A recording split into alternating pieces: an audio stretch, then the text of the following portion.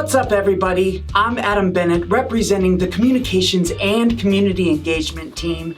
Welcome to another episode of Lunch Bites. Today, we're going to look at a brief overview of our budget with our Chief Financial Officer, Diana Sircar.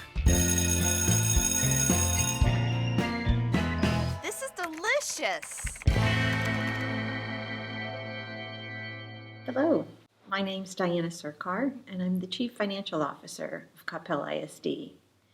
And on this episode of Lunch Bites, we're going to talk a little bit about school funding. School districts are funded mainly through the collection of local property taxes and from state and federal sources. 90% of funding for Coppell ISD comes from the collection of local property taxes. So let's examine local property tax revenue and the funding provided by the state. Local property taxes are anticipated to contribute about 90% of the 2020-2021 operating fund budget for Coppell ISD. There are two components to the property tax rate. The first component is the maintenance and operations rate. The second component is the debt service or interest and sinking tax rate. Those two tax rates added together make the total tax rate for the district. You might ask, why does the district have two tax rates? The tax rates fund different parts of the district's overall budget. The M&O, or Maintenance and Operations tax rate, funds the district's general operating fund. This budget is used to pay for all of the expenditures to operate the district on a day-to-day basis. The debt service rate funds the debt service fund budget. The debt service budget is used to pay the district's debt. The district sells bonds to receive money to build schools. The principal and interest on those bonds are paid for from the debt service budget. In 2020, the total tax rate is $1.31. This is a decrease of 2.09 pennies from the 2019 total tax rate of $1.3309. Coppell ISD uses the Dallas County Tax Office to invoice property owners and collect property taxes. The tax office calculates a tax levy, or the amount owed by each property owner. The tax levy for 2020 is $1.31 for each $100 of property value. Many homeowners qualify for a homestead exemption. This exemption removes part of your home's value from taxation, typically about $25,000 of value. You don't pay taxes on that exempt amount. Looking at the history of Coppell ISD tax rates for the past 10 years, the total tax rate dropped 12.96 pennies from 2018 to 2019, and another 2.09 pennies from 2019 to 2020. This has been made possible due to the reforms passed in the 86th legislative session and the district's ability to manage its debt service tax rate. We'll talk more about that later. The taxes collected from property within the boundaries of Coppell ISD are collected from both businesses and homeowners. In 2020, over 54% of the property within the boundaries of Coppell ISD is commercial and business personal property. This proportion may vary from year to year, but typically businesses are paying about 50% of the property tax revenue collected by the district. In 2020-2021, Coppell ISD has budgeted that the district will collect $138.9 million in tax revenue from its maintenance and operations taxes. We'll come back to this slide later. The second component of revenue comes from the state. The state uses a formula to calculate the amount of revenue each district is entitled to receive.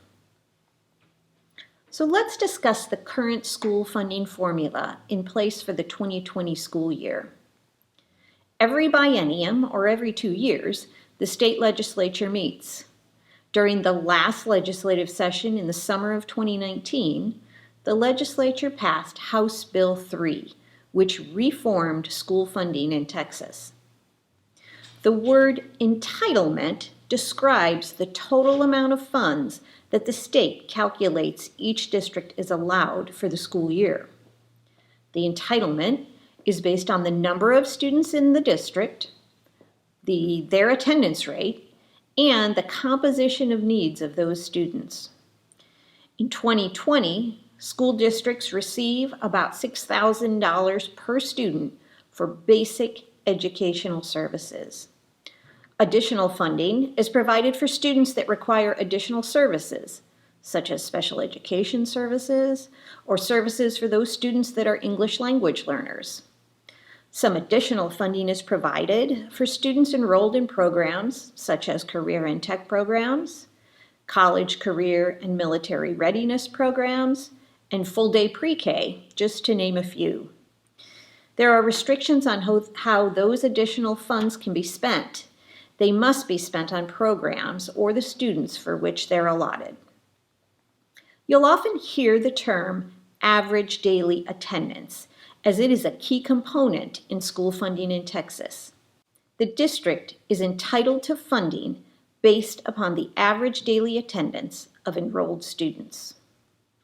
The state allocates funding from 2 buckets. One is the available school fund. Here, the district is allotted funding on a per capita basis, which means that each district receives the same dollar amount for each student that attends the district. The second bucket is the Foundation School Fund. The foundation funding varies dramatically by district depending upon how much of the district's entitlement is funded by local property taxes. People often ask, where does the state get the money for the available school fund or the foundation school program? The Foundation School Fund revenue comes from state tax revenue, such as sales tax revenue or oil and gas revenue, and the state lottery. About 27% of lottery ticket sales go into the Foundation School funding. The available school fund is funded mainly on returns on investments of the Permanent School Fund, which is an endowment that was established by the Texas Constitution, and it's managed by the State Board of Education. In 2020-2021, the state is expected to pay $6.4 million to Coppell ISD. But that's not the end of the story. We reviewed earlier that the state calculates how much funding the district is entitled to each year. If the district collects more in tax revenue than it's entitled to, the district must pay the excess revenue to the state in what is termed recapture. So any revenue greater than the amount calculated by the funding formula is required to be paid back to the state as recapture.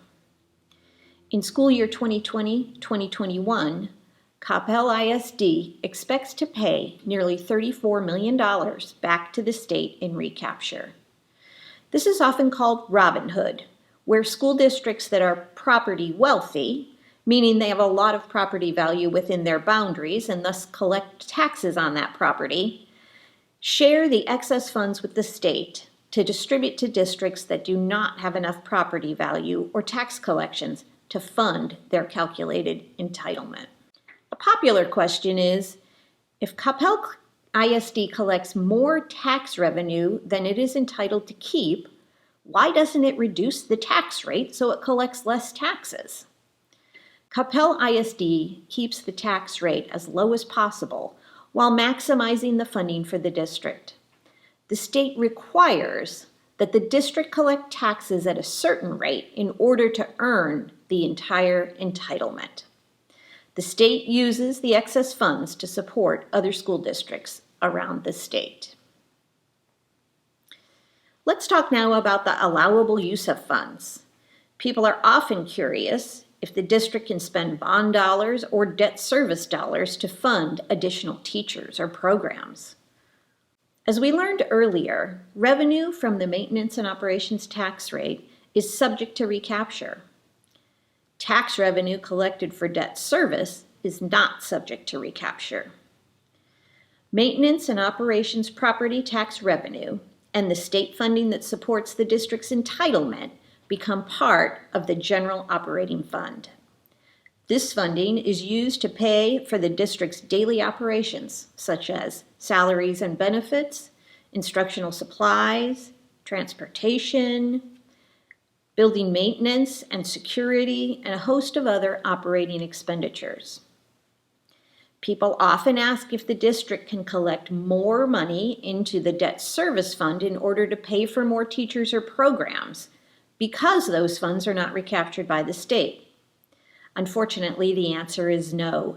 The debt service fund can only be used to pay the principal and the interest payments for the bonds. As we said, the debt service fund pays for the principal and interest of the bonds. So how can bond funds be used? In order to issue bonds, the district must present a bond referendum to voters within the district. Voters determine if the district may sell bonds to raise funds for capital projects. This allows the district to finance these capital projects over many years instead of having to pay for them up front. The bond referendum will list the projects that the sale of the bonds will fund. The Texas Education Code lists a number of capital projects that can be funded by the sale of bonds, including land, buses, and building, including the equipment for new buildings. Equipment can mean many things, such as ovens for the cafeteria, furniture for the classrooms, library books, band instruments, computers or iPads, computer servers and infrastructure, and security cameras, just to name a few. So that wraps up this lunch bite on Texas school funding.